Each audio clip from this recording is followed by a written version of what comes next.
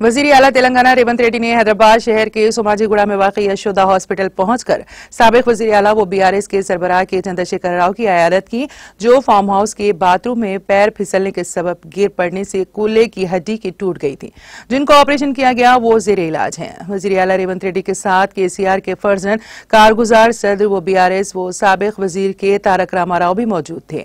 उन्होंने डॉक्टर से साबिक वजीर आला की सेहत के बारे में मालूमात हासिल की। इस मौके पर रेवंत रेड्डी ने कहा कि चंद्रशेखर राव आहिस्ता आहिस्ता सेहतियाब हो रहे हैं। रियासती हुकूमत केसीआर के इलाज के सिलसिले में मुकम्मल ताउन फराहम करेगी।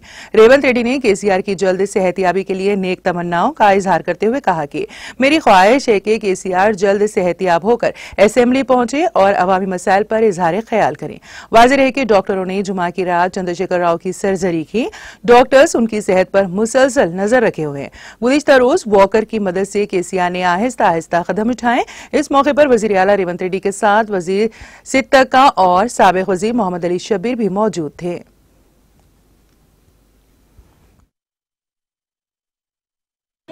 శాసనసభ సమావేశాలలో పాల్గొనాలని వారిని కోరడం జరిగింది। డాక్టర్లు కూడా వారి ఆరోగ్యం కుదుటపడ్డది, అవసరమైన వైద్య సహకారాలు అన్ని అందిస్తాము, అన్ని జాగ్రత్త చర్యలు తీసుకుంటామని వారు చెప్పడం జరిగింది। వారు కూడా కోలుకున్నట్టుగా కనిపించింది, డెఫినెట్ గా వారు కోలుకుంటారు। శాసనసభ సమావేశాలలో పాల్గొనాలని వారిని